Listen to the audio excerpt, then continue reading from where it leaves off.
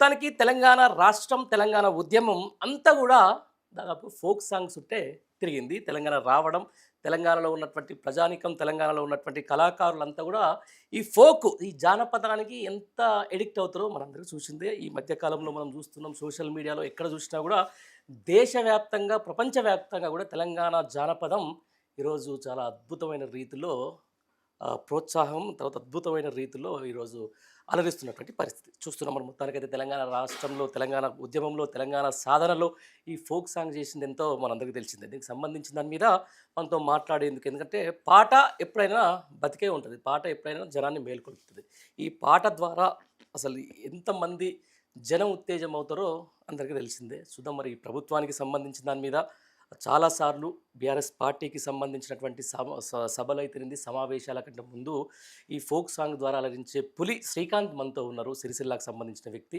Social మీడియాలో మీరు చూస్తూ ఉంటారు, బాగా యాక్టివ్గా ఉంటాడు.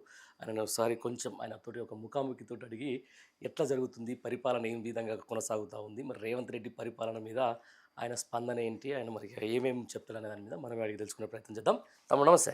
అన్న నమస్తే అన్న. ఏం సంగతి, ఎట్లా ఉన్నావు? చాలా బాగున్నామన్న, కానీ రాష్ట్ర ప్రజలే బాగలేరు. అంతేనా? మా మీరు వరకు బాగున్నప్పుడు రాష్ట్ర ప్రజలకు ఏమైంది?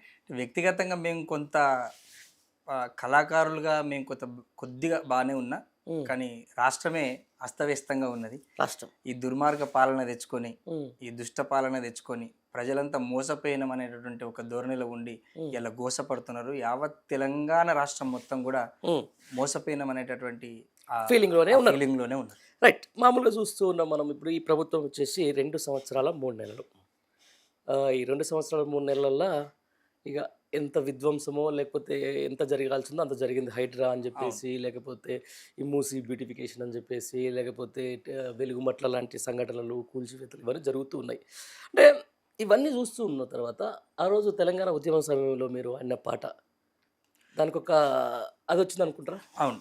అంటే ఉద్యమ నేపథ్యం నుంచి మొదలు పెడతాంటే, ఉద్యమంలో మేము ఫస్ట్ నుంచి ఉమ్. 4.5 కోట్ల ప్రజలు, అప్పుడు 3.5 కోట్ల కోట్లు, ప్రజలు ఇప్పుడు 4.5. ఏదైతే కోరుకున్నారు, అంటే ఒక రాజ్యాంగబద్ధంగా న్యాయపరమైన డిమాండ్ తెలంగాణ. గౌరవనీయులు మన తెలంగాణ తొలి ముఖ్యమంత్రి వర్యులు కేసీఆర్ సార్ ఆధ్వర్యంలో యావత్ తెలంగాణ ప్రజలంతా కూడా రోడ్ల మీదకి వచ్చి కొట్లాడి ఉమ్. దేశ వ్యవస్థను మెప్పించి సార్ నాయకత్వంలో తెలంగాణను తెచ్చుకొని 9.5 సంవత్సరం 9.5 ఏళ్ల కాలంలో తెలంగాణ రాష్ట్రాన్ని అద్భుతంగా ప్రగతి వైపు తీసుకుపోయిన తర్వాత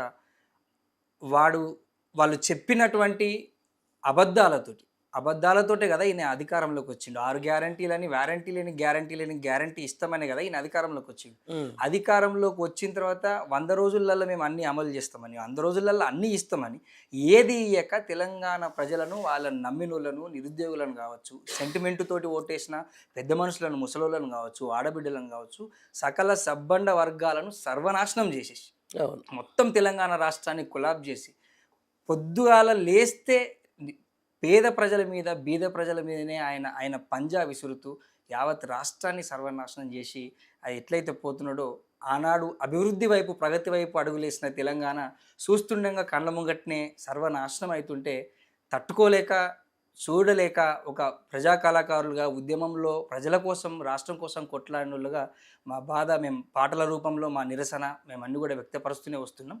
సో ఇప్పటికన్నా భవిష్యత్తులో అంటే ప్రజా కళాకారులు కావచ్చు, రాష్ట్ర ప్రజలందరినీ ఈ దుష్ట పాలన, ఈ దుర్మార్గ పాలన వద్దని మా పాటల రూపంలో మేము మేల్కొల్పుతూనే వస్తున్నాం, ఎక్కడ అవకాశం వచ్చినా కూడా. అక్కడ రైట్. చూస్తున్నాం మనం ఎట్లయినా కూడా పాట అనేది 100% జనాలకు ఒక మంచి ఎమోషన్. అందులో తెలంగాణ ప్రజలు, అందులో అవును. జానపదం సంబంధించిన దాని మీద. అంటే ఈ పరిపాలన అంటే ప్రజాపాలన పేరిట వచ్చింది మాత్రం అధికారంలో కాంగ్రెస్ పార్టీ. అవును. బట్ ప్రజాకంటక పాలన అవుతున్నటువంటి సందర్భాన్ని, అవును. ఈ సందర్భంగా ఓకే ఏమన్నా మీ నుంచి ఒక మంచి పాట ఏమన్నా ఎక్స్పెక్ట్ చేసా? ఎస్. ప్రజాపాలన అంటే యాక్చువల్గా అన్న, అసలు ప్రజాపాలనలో ప్రజలు ఎక్కడున్నారు? అసలు ఈయన ఏం చెప్పిండు? ఆడ కంచెలు ఉన్నాయి, నియంత పాలన ఉన్నది, దురపాలన ఉన్నది అని చెప్పిండు. ఓకే. ఇలా ఆ కంచెలు తొలగించి ఏదో పెద్ద ఆర్భాటాలు చేసి ఇలా 9 కోట్లతోటి ఆయన జూబ్లీహిల్స్ ప్యాలెస్ చుట్టూ కోటలు వేసుకుంటున్నాడు. నేను ఆయన 100 రోజుల పాలన తర్వాత ఏ గ్యారంటీ ఇవ్వకపోతే గప్పుడే చెప్పిన, ఇది బూటకపు మాటలు, కాంగ్రెస్ అంటేనే స్కామ్, రేవంత్ రెడ్డి చెప్పిందే అబద్ధాలు, ఈ అబద్ధాలు నమ్మి ప్రజలు ఇంతకుముందు చెప్పినట్టు మోసపోయారని చెప్పిన అప్పుడే వాడిన పాట, ఫస్ట్ పాట వేదికల మీద. ఓకే.